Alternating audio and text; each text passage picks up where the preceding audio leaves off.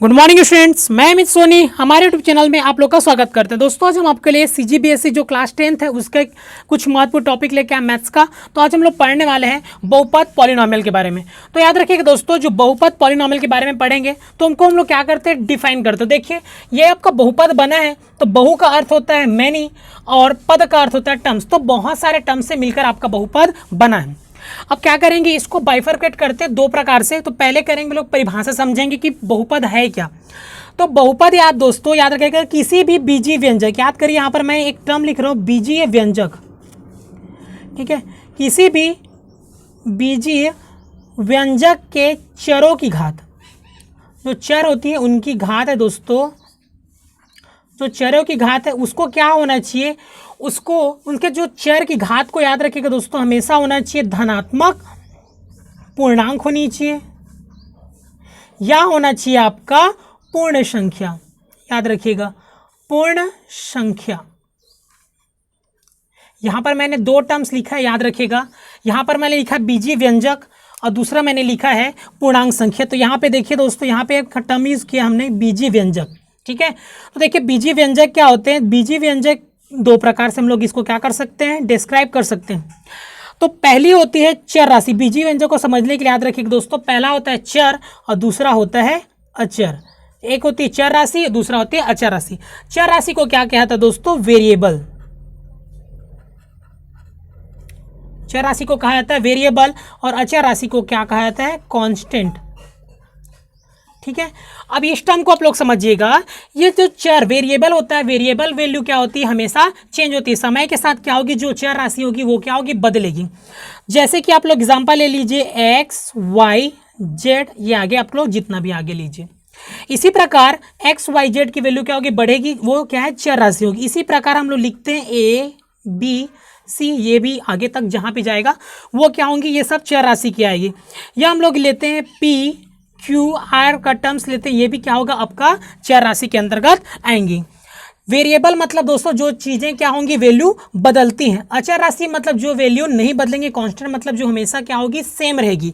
जैसे कि कोई संख्याएं ले लीजिए, 1 2 3, ये संख्याएं क्या होंगी, कभी भी परिवर्तित नहीं होती हैं। इसी प्रकार अंडर रूट वाली संख्या ले लीजिए, under root 1 under root 2 under root 3, इस प्रकार की जो वैल्यू होती है वो भी कभी बदलती नहीं। इसी प्रकार जो पाई होती है दोस्तों, पाई का वैल्यू क्या आता है, 3.14, ये भी कभी भी बदलने वाली नहीं होती। इस तरह की वो संख्याएं होंगी, वो क्या होगी, अचर संख्याएं होंगी, ठीक है। अब आगे हम लोग पढ़ते दोस्तों, यहाँ पे हमने वर्ड यहाँ पे यूज किया है पूर्ण संख्याएं। तो पूर्ण संख्या को इंग्लिश में कहा जाता है दोस्तों वोल नंबर, ठीक है, वोल नंबर। तो वोल नंबर क्या होता है, देखिए जैसे नेचुरल नंबर क्या होता है, 1 से लेकर 9 या उससे इन्फिनिटी तक की संख्याओं को क्या कहते हैं हम लोग, आपका नेचुरल नंबर बोलते हैं, प्राकृतिक संख्याएं। तो प्राकृतिक संख्या में जीरो को हमने छोड़ दिया, शून्य को छोड़ दिया था। लेकिन वोल नंबर अगर पूर्णांक संख्या ले तो हमको जीरो से स्टार्ट करते हैं, 0 1 2 3, इस तरह से आप लोग आगे जहां इन्फिनिटी तक जाएंगे वो हमारी क्या जाएंगी, इसके अंतर्गत आएंगे। अब यहां पर देखिए दोस्तों, अब हम लोग को करना है प्रकार। तो प्रकार को इसको 3 भागों में बांटा गया, प्रकार के दृष्टि से इसे 3 भागों में बांटा गया है। तो पहला देख लेते हैं, यहां पर पहला देखते हैं। यहां पर अगर मैं देखो दोस्तों, पॉलिनोमियल को मैं px से क्या करता हूं, डिनोट करता हूं। पॉलिनोमियल को मैं px से डिनोट करता हूं। तो px अगर मान लीजिए यहां पर 3x + 2 दिया है, ठीक है। यहां पर अगर px की वैल्यू दोस्तों अगर आपका इस तरह से दिया है, x² + 5x + 6, और यहां पर एक और टर्म दिया होगा px की वैल्यू, यहां पर ले लेते हैं px की वैल्यू अगर आपका दिया होगा 3x² - 2x, यहाँ पे ऐसा लेते हैं x³ - 3x + 2x + 6, इस तरह का एक टर्म ले लेते हैं। अब इसको हम लोग समझने का प्रयास करते हैं दोस्तों। यहाँ पर हमने लिया है 3x, तो इसे हम लोग क्या बोलेंगे, रेखी बोलेंगे। क्यों बोलेंगे, क्योंकि यहाँ पर जो x आपको दिख रहा है, x क्या है, हमारा चर है। किसी भी चर राशि का घात अगर 1 है, अगर घात क्या हो, 1 है, तो इस प्रकार का जो पॉलिनोमियल जो बहुपद होगा उसे हम लोग बोलेंगे रैखिक, रैखिक बहुपद, रैखिक बहुपद, ठीक है। इस प्रकार के टर्म्स को क्या बोलेंगे, इस प्रकार बहुपद को रेखीय बहुपद। यदि किसी भी चर राशि का घात क्या हो, 2 हो, तो इस प्रकार के बहुपद को क्या कहेंगे हम लोग? द्विघात। क्या कहेंगे? द्विघात बहुपद। ठीक है, द्विघात बहुपद कहेंगे।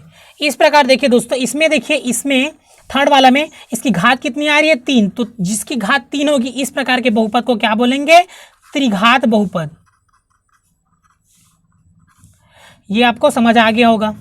ठीक है, अगर इसी प्रकार 4 घात है तो चतुर्घातीय, पंचघातीय, इस तरह के प्रकार से हम लोग समझेंगे। अब देखिए दोस्तों, मैं एक टर्म यूज करता हूं यहां पर, मैं लिखता हूं पॉलिनोमियल, एक ले लेता हूं मैं यहां पर, यूज करता हूं ax का square plus bx plus c।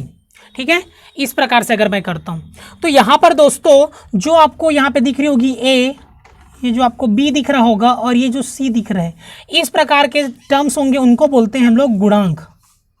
क्या कहते हैं? गुणांक। ये इसको बोले इंग्लिश में दोस्तों तो कॉफिशिएंट। क्या बोलेंगे? कॉफिशिएंट। ठीक है, और यहाँ पर आपको दिख रहा होगा x। यहाँ पर देखिए दोस्तों, एक चीज मैं बताता हूँ, यहाँ पे c, यहाँ पे कुछ अगर यहाँ पे चर राशि नहीं दी है, इसका मतलब है कि x के पावर वहाँ पे कुछ नहीं, मतलब 0 है। और याद रखिएगा, x के पावर 0 का अर्थ क्या होता है? 1। तो यहाँ पर वो टर्म आ जाएगा।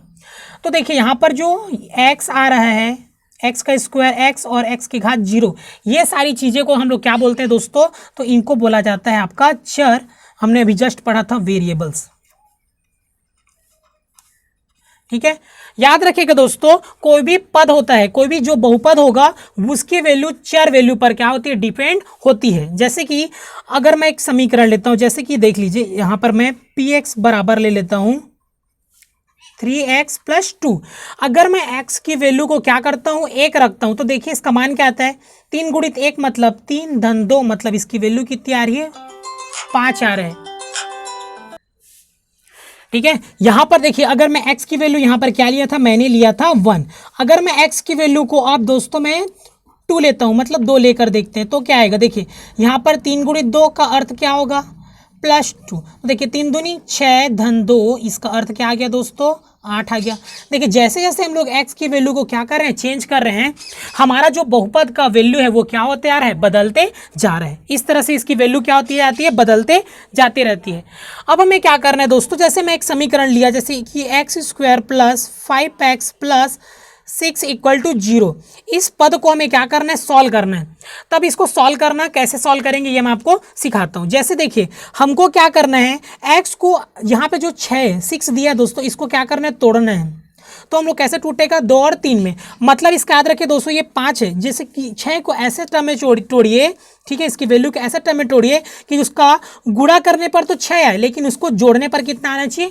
5 के बराबर आना चाहिए। तो देखिए 3 और 2 को जोड़ेंगे तो 5 आता है। तो ये हो जाएगा आपका, ये हो जाएगा एक्स स्क्वायर प्लस, इसको मैं लिख दूंगा 2x plus 3x plus 6 equal to 0।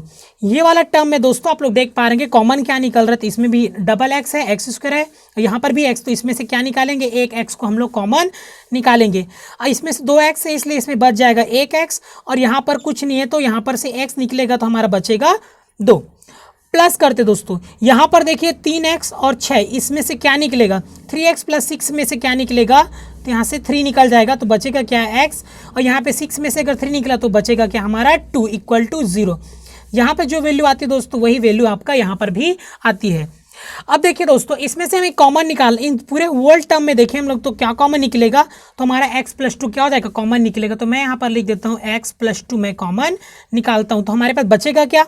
इस टर्म में से मैं x अगर कॉमन निकाल दूँ x प्लस 2, तो मेरे पास बचेगा क्या? x, मैं लिख दूंगा x। यहाँ पर से इस x प्लस 2 अगर कॉमन निकाले दोस्तों, हमारे पास बचेगा क्या? 3, तो मैं यहाँ पर लिख दूंगा 3 इक्वल टू क्या हो जाएगा? 0।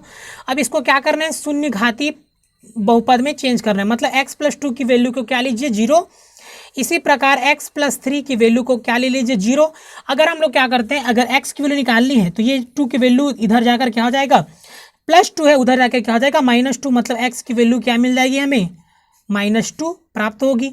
इसी प्रकार x, ये 3 उधर जाकर क्या हो जाएगा? -3। तो इस प्रकार हमें x की वैल्यू यहाँ पर क्या मिल गई? आपका 3। इस तरह से हमें क्या करना है? क्वेश्चंस सॉल्व कर रहे हैं। ठीक है, इसके बहुत सारे क्वेश्चन हम लोग और देखने वाले हैं। अब यहाँ पे एक चीज और याद रखिए दोस्तों, यहाँ पर हमने बीजांक जो लिया है, तो बीजांक क्या होंगे? जैसे कि मैं यहाँ पर लिखता हूँ 2 × x, तो ये क्या होगा? एक बीजीय बीजांक होगा।